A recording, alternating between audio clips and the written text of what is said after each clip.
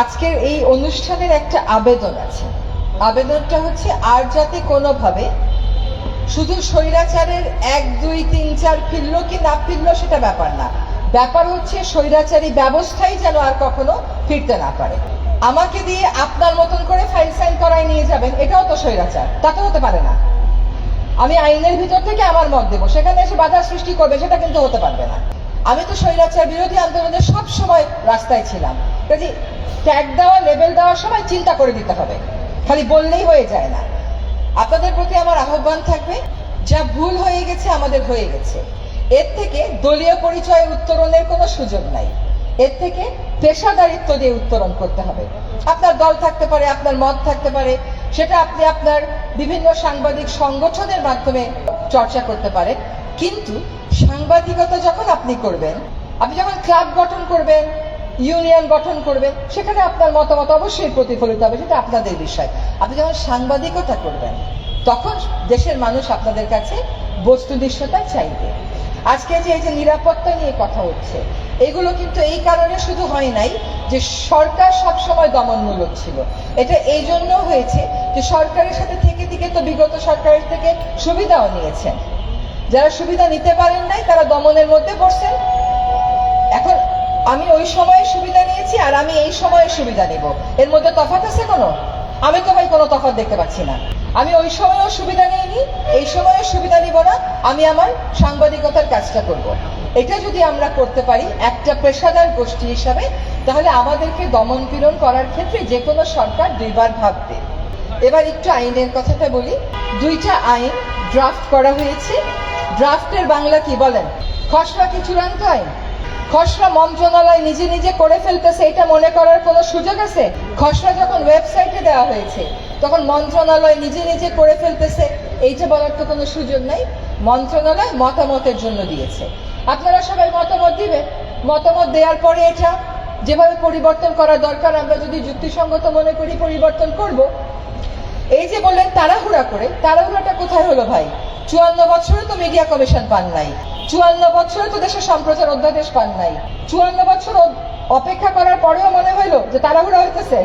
এখন যদি আমরা মনে করি সকল প্রক্রিয়া আমরা সম্পন্ন করতে পারবো না, তাহলে প্রক্রিয়া পরের সরকার করবে। আমাদের তো এখানে নাম কামানোর দরকার নেই, আমাদের যার যার ক্ষেত্রে নাম আছে তো। কিন্তু আমরা একটা খসড়া যদি চূড়ান্ত করে দিয়ে যেতে পারি, যদি পাশ করাতে পারি খুব ভালো, না পারলে খসড়া যদি চূড়ান্ত করাতে পারি সকলের মতামত নিয়ে, তাহলে আপনারা অন্তত খসড়াটা নিয়ে আগামী সরকারের সাথে কথা বলতে পারবেন যে এই সরকারের সাথে এই খসড়া নিয়ে আমাদের এরকম কথা হয়েছিল, এইভাবেই আমাদের মতামত সাপেক্ষে চূড়ান্ত করা হয়েছে, আপনারা এটাই আমাদের সাথে পাশ করে দেন। আপনি 10টা জিনিস চাইবেন, আমি হয়তো আপনাকে 8টা দিতে পারবো, 2টা পারবো না, তাই জন্যই বাতিল হয়ে যাবে আইন, তাই জন্যই আইন খারাপ হয়ে যাবে। এইটা কি গণতান্ত্রিক ভাবধারা হইল নাকি? এটাও তো স্বৈরতান্ত্রিক ভাবধারাই হইল।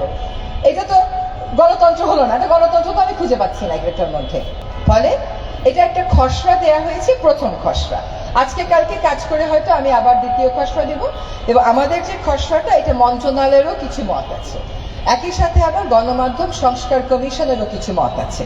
সেগুলোর আসলে গণমাধ্যম সংস্কার কমিশনের মতামতটাকে ভিত্তি ধরে আমরা করেছিলাম, সেখানে মন্ত্রণালয়ের কিছু কিছু মত সন্নিবেশিত হয়েছে।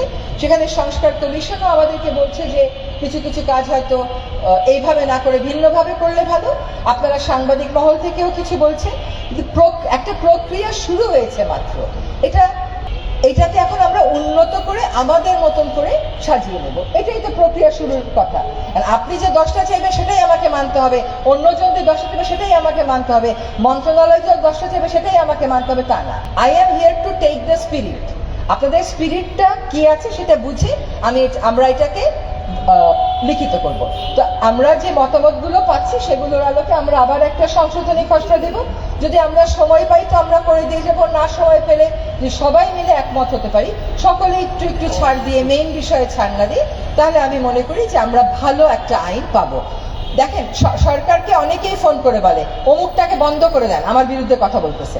আবার যখন আমরা সম্প্রচার অধ্যাদেশ করি এবং বলে দিই যে সরকার কোনো সংবাদপত্রের বিরুদ্ধে ব্যবস্থা নিতে গেলে এই ধাপ ফলো করবে, তখন যদি বলে এটা নিয়ন্ত্রণমূলক, তা তো হবে না। সরকারের যদি জনস্বার্থে, আইন শৃঙ্খলার স্বার্থে কোনো ব্যাপারে ব্যবস্থা নিতে হয়, তখন সরকার যাতে একটা পদ্ধতি ফলো করে, যাতে কেউ কোনো সরকারি স্বেচ্ছাচারিতার শিকার না হয়, সেজন্যই আইনে একটা পদ্ধতি বলে দেওয়া থাকবে এবং সেই পদ্ধতি আপনাদের সাথে কথা বলেই ফাইনাল করা হবে। এটা নিয়ে এত অস্থিরতার কিছু নাই।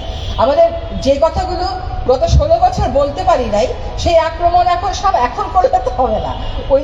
ওই সময় যে আক্রমণ করতে পারেন নাই, সেই রাগ এখন, সেই আক্রমণ এখন এই সময় এসে করলে তো হবে না। এই সময় আপনাদের কাজটাকে সাহায্য করার চেষ্টা করা হচ্ছে। সাহায্যের এই জিনিসটা আপনার মনোপুত হচ্ছে না, আপনি সে কথাটা বলেন, তাতে তো কোনো বিবাদ নাই। এটা আপনাদেরকে তো ওয়েবসাইটে দেওয়া হয়েছে। আর আন্দোলন যার যার মতো শেষে করবে, সে যদি সন্তুষ্ট না হয় সে আন্দোলন করবে, সমস্যার কি আছে? আন্দোলন তো গণতান্ত্রিক অধিকার। আমি এখন আপনার আন্দোলন বন্ধ করার জন্য আমি এমন কিছু করে দিতে পারবো না যেটা আমি মনে করবো যেটা জনস্বার্থের অনুকূলে যাচ্ছে না। ফলে আন্দোলন করা কোনো খারাপ কথা না, প্রতিবাদ জানানো কোনো খারাপ কথা না, মতামত জানানো কোনো খারাপ কথা না। খারাপ কথাটা হচ্ছে ব্যক্তি আক্রমণ করা। আপনি যখন নিজস্ব স্বার্থে ব্যক্তি আক্রমণ করেন, সেটা হচ্ছে নিন্দনীয় অপরাধ। কিন্তু আপনি যখন সমালোচনা করবেন, প্রতিবাদ করবেন, সমস্যার কি আছে?